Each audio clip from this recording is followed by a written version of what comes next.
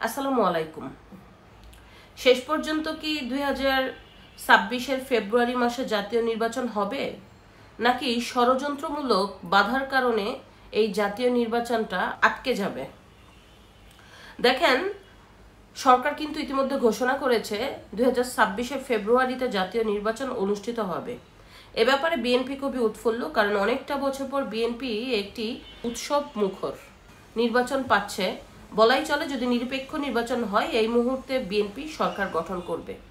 কিন্তু জামাত এবং এনসিপির মধ্যে এই নির্বাচন নিয়ে একটি দ্বিধাদ্বন্দ্ব তৈরি হয়েছে। তারা এই যে 2026-এর ফেব্রুয়ারি মাসে যে জাতীয় নির্বাচন, এটাকে নিয়ে তারা সন্তুষ্ট না। তাদের দাবি ছিল জুলাইয়ের সনদের ভিত্তিতে নির্বাচন অনুষ্ঠিত হবে, কিন্তু বিএনপির দাবি হচ্ছে জুলাইয়ের সনদ এখন তফসিল আকারে ঘোষণা করে রাখবে এবং পরবর্তীতে জাতীয় সরকারের মাধ্যমে সংসদে জুলাইয়ের ঘোষণাপত্রকে অনুমোদন করে এটাকে সংবিধানে যুক্ত করা হবে। এই যে বিএনপি এবং জামাতের দাবির মধ্যে যে ডিফারেন্স, যার কারণে জামাত অসন্তুষ্ট।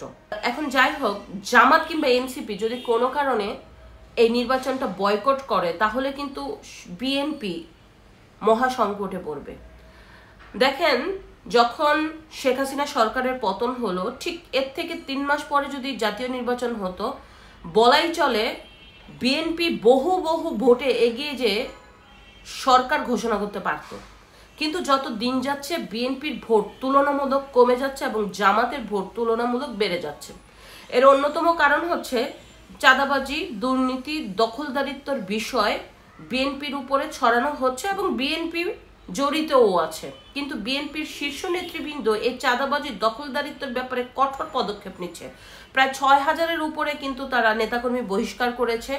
সেই সাথে তারেক রহমান বলেছে, যদি কোনো আমার দলের লোক চাঁদাবাজি করে, বহিষ্কারের সাথে সাথে, দেখেন, বহিষ্কারের সাথে সাথে তাদের যাতে আইনগত ব্যবস্থা নেওয়া হয়, এই ব্যাপারেও কঠিন পদক্ষেপের ঘোষণা দিয়েছে বিএনপি।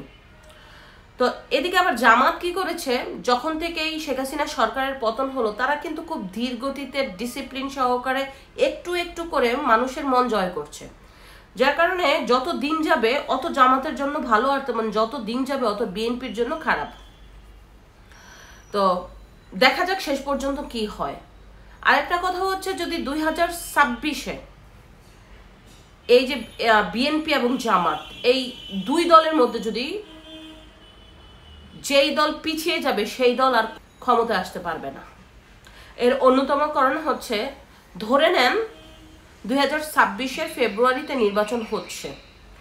এই নির্বাচনে যদি সব দলের অংশগ্রহণ না থাকে, মানে বাংলাদেশের অন্যতম জনপ্রিয় দল আওয়ামী লীগ যত কিছুই করুক না কেন, বাংলাদেশের আওয়ামী লীগের এখনো 35% প্লাস জনসমর্থক রয়েছে। বাংলাদেশের গ্রামগঞ্জে এখনো বিএনপি আওয়ামী লীগ বাহিরে খুব একটা বেশি জনসমর্থন নাই। এর কারণ, যদি আওয়ামী লীগকে বাদ দিয়ে এই নির্বাচনটা হয়, পরবর্তীতে 5 বছরের মধ্যে যেভাবে হোক আওয়ামী লীগ বাংলাদেশে ঢুকে যাবে। যারা বিরোধী থাকবে তারাই আওয়ামী লীগকে নিয়ে আসবে। কেন নিয়ে আসবে?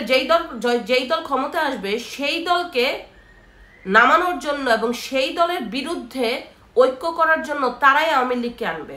পরবর্তী 5 বছর পরে কিন্তু আওয়ামী লীগ একটা বিশাল জনসমর্থনে এগিয়ে থাকবে। আর এর জন্যই এই নির্বাচনটা জামাত কিংবা বিএনপির জন্য খুবই গুরুত্বপূর্ণ।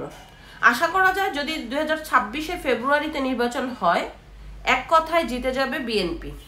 কিন্তু এটা যত ধীর গতিতে যাবে ততই বিএনপির জন্য কাল হয়ে দাঁড়াবে, একদম কাল। আর জামাত যদি কোনো রকমে পিচ্ছিল খায়, এই সরকার গঠন না করতে পারে, জামাত আর সহজে সরকার গঠন করতে পারবে না। আপনারা দেখেন, বিগত সরকারের অধীনে 3টা নির্বাচন হয়েছে, যেই নির্বাচন গ্রহণযোগ্য না, যেই নির্বাচনে নিরপেক্ষ ছিল না, 14, 19 এবং 24। এই নির্বাচনে কিন্তু আপনার বিএনপি 14 সাল এবং 24 সাল বয়কট করেছে, কিন্তু 19 সালে তারা অংশগ্রহণ করেছিল। অংশগ্রহণে তারা 7টি সিট পেয়েছিল। পরবর্তীতে নির্বাচনটা আসলেই নিরপেক্ষ হয়নি, ভোটাররা তাদের ভোট দিতে পারেনি।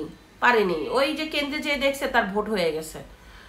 আপনারা দেখেন, আওয়ামী লীগ চেয়েছিল বিএনপিকে মাইনাস করতে, অন্য জাতীয় পার্টিকে বিরোধী দল বানাবে। মানুষ কিন্তু মানে নাই। মানুষ বিএনপিকে বিরোধী দল বলছে এবং প্রত্যেকটা মিডিয়াতে বলছে প্রধান বিরোধী দল বিএনপি। বিএনপিকে আওয়ামী লীগ জাতীয় নির্বাচনে নেয়নি বা বিএনপি বয়কট করেছে, তারপরেও অঘোষিত প্রধান বিরোধী দল ছিল বিএনপি। সেম যদি এখন আওয়ামী লীগকে বাদ দিয়ে নির্বাচন হয়, আজ হোক কাল হোক, এই বাংলাদেশে 5 বছর পরে হোক, প্রধান বিরোধী দল হিসাবে নিয়োগ পাবে শুধুই আওয়ামী লীগ। কারণ বাংলাদেশে আওয়ামী লীগ এবং বিএনপির বাইরে মানুষ চিন্তা করতে পারে না বা করে না। এটা মানুষের ব্রেনে এমনভাবে ঢুকে গেছে যে বিএনপি এবং আওয়ামী লীগের বাইরে ইচ্ছা করলেই তারা অন্য কাউকে চিন্তা করে না।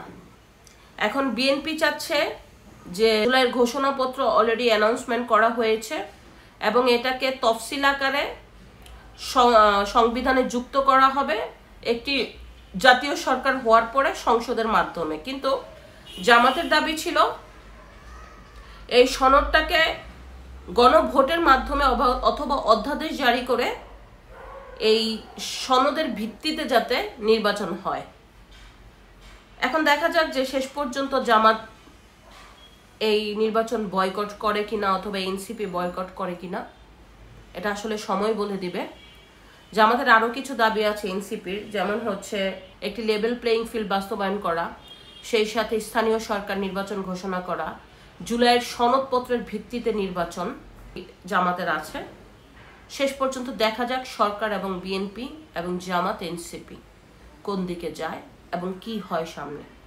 বলা যায় না, এটা রাজনীতি, অনেক কিছুই হতে পারে। রাজনীতিতে একটা কথা আছে, শেষ বলতে কিছুই নেই।